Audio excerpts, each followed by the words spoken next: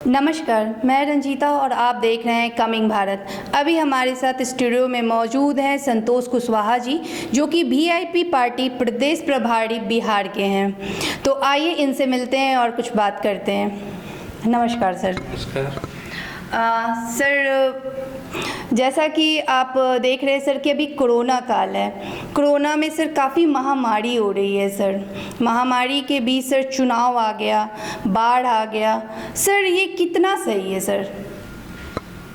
देखिए, इस महामारी काल में अभी जिस तरह बिहार की जनता झेल रहा है और इस बीच में चुनाव कराना आम जनता को खतरे में डालना है और इस तरह का चुनाव से अभी चुनाव आयोग को बचना चाहिए और डेट को बढ़ाना चाहिए चुनाव को। और जिस तरह अभी बाढ़ है, उत्तरी बिहार बाढ़ से ग्रसित है, पटना जैसे राजधानी जैसे शहर पूरे कोरोना से ग्रसित है। डेली ज़्यादा से ज़्यादा संख्या में मरीज यहाँ कोरोना का पॉजिटिव मरीज मिल रहा है, जिससे लगता है कि चुनाव आयोग को इस पर निर्णय लेना चाहिए, सर्वे कराना चाहिए अपने टीम को भेजकर और इस पर अच्छा निर्णय ले कि बिहार की जनता के हित में हो।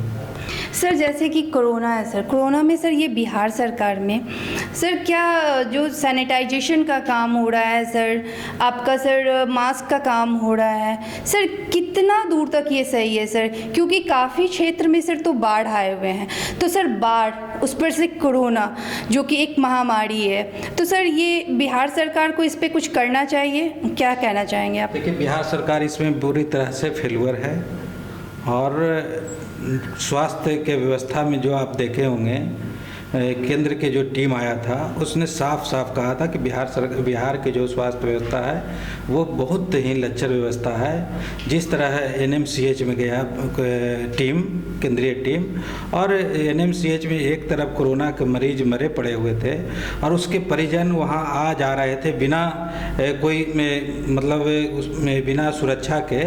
तो इससे लगता है कि तो बिहार सरकार एकदम फेल्यूर है कोरोना में के इलाज करने में।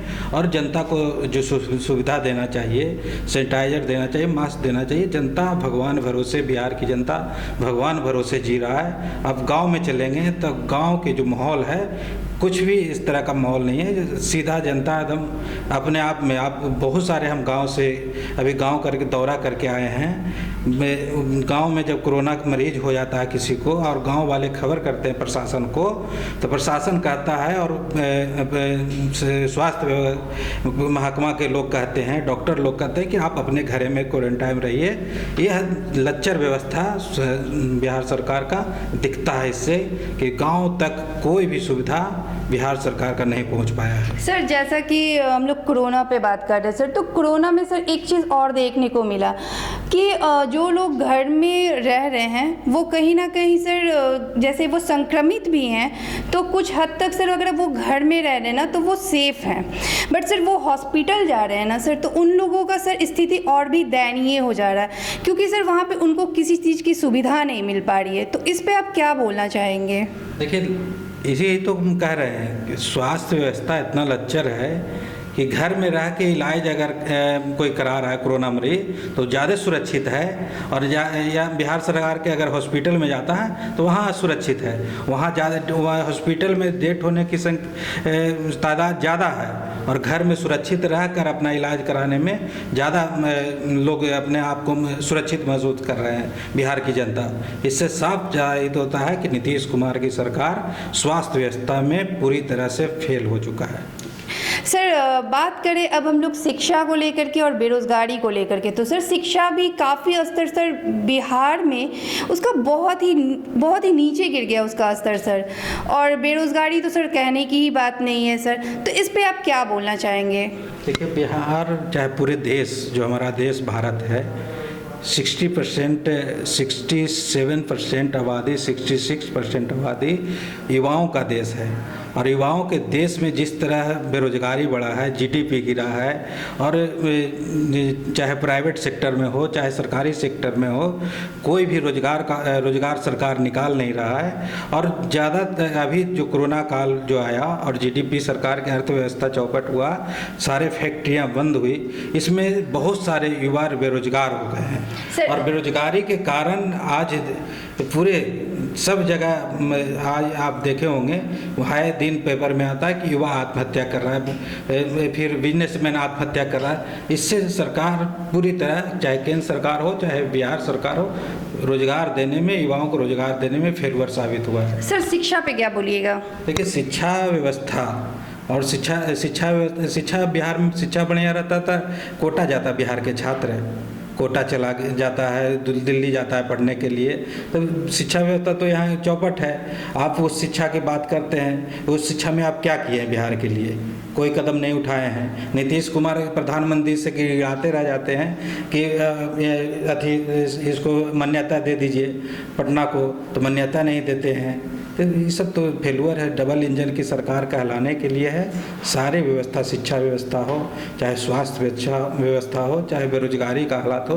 बेरोजगारी का जो हालात है बिहार का, बेरोजगारी में हमारे प्रदेश के जो एनर्जी वाले युवा है, जो जिसको लेकर हम अपने प्रदेश को आगे बढ़ा सकते हैं, वो दूसरे प्रदेश में जाके काम करते हैं।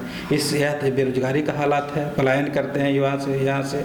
सर शिक्षा को लेकर के एक बात और मैं पूछना चाहूँगी आपको कि सर ये जो शिक्षा अभी स्कूलें बंद है सर, और आपका ऑनलाइन पढ़ाई हो रहा है सर, जो ये ऑनलाइन पढ़ाई हो रहा है, जो जिनके पास पर्याप्त है, उनके पास स्मार्टफोन है, उनके पास इंटरनेट है, बट सर जो जिनके पास कुछ नहीं है सर, जैसे हमारे गरीब स्तर के भी बच्चे पढ़ते हैं सर, तो उन लोगों के लिए सरकार क्या सोची है सर? और दूसरा चीज़ सर कि ट्रांसपोर्ट, जैसे अगर कोई अच्छा इंग्लिश स्कूल में पढ़ रहा है, कोई प्राइवेट सेक्टर में पढ़ रहा है सर, तो फ़ी तो ले ही रहे हैं सर, साथ ही साथ सर वो लोग ना आपका ट्रांसपोर्ट का भी ले रहे हैं चार्ज, तो कितना सही है सर ये? देखिए, केंद्रीय विद्यालय चाहे कोई भी, जो भी विद्यालय हो, जो भी प्राइवेट सेक्टर का विद्यालय हो, चाहे सेंट्रल स्कूल हो, सारे स्कूल अभी प्राइवेट सेक्टर के स्कूल पूरी तरह मनमानी करने में लगा है, बिहार में हो चाहे कोई भी प्रदेश में हो। और इस पर एक तरह से एक हावी है प्राइवेट स्कूल।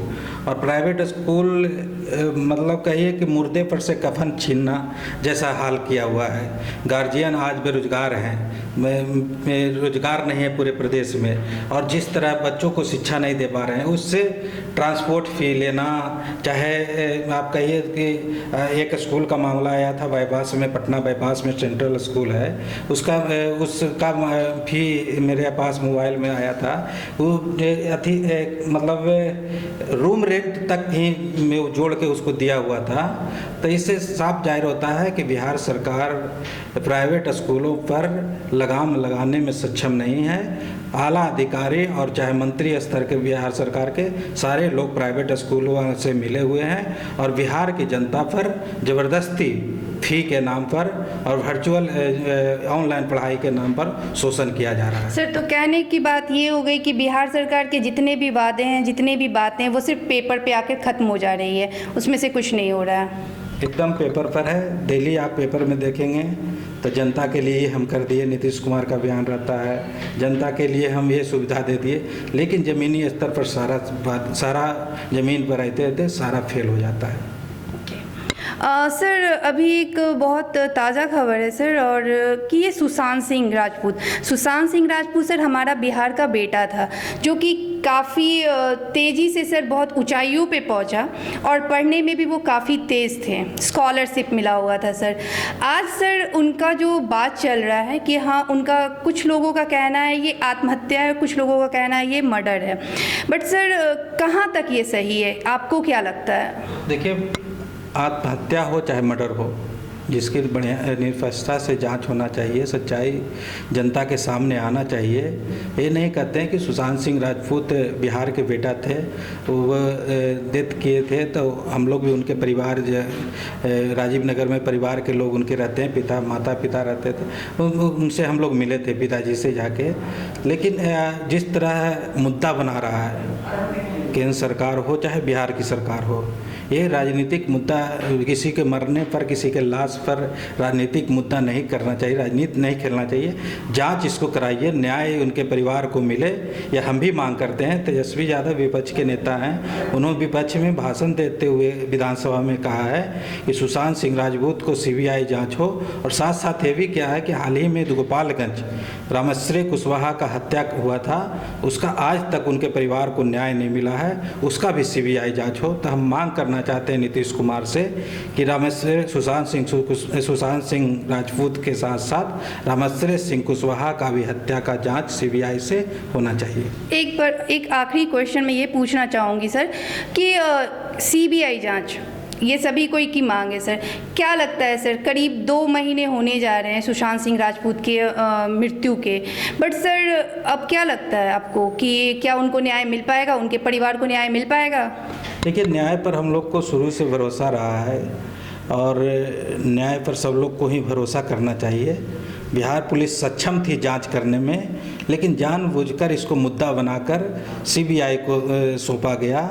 बिहार पुलिस को मतलब नीचा दिखाने के लिए हम चाहते हैं कि सीबीआई सीबीआई इसका जांच कर रहा है तो बिहार को न्याय मिले, बिहार के बेटा को न्याय मिले, और बिहार के जो उनसे उम्मीद था सुशांत सिंह राजपूत से और उनके परिजनों को न्याय मिले, यही उम्मीद करते हैं कि सीबीआई दूध के दूध और पानी को पानी करने का काम करे। सर आखिर में बस जानना चाहूँगी सर कि आप हमारे चैनल के थ्रू, कमिंग भारत के थ्रू सर, आप अपने देशवासियों को, अपने नगरवासियों को क्या संदेश देना चाहते हैं? कमिंग भारत के टीमों से हम उम्मीद करेंगे कि आप जनता के उम्मीदों पर खड़ा उतरें, जनता की आप आवाज़ बने, यही कहकर हम पूरे बिहार वासियों को शुभकामना देते हैं। धन्यवाद सर।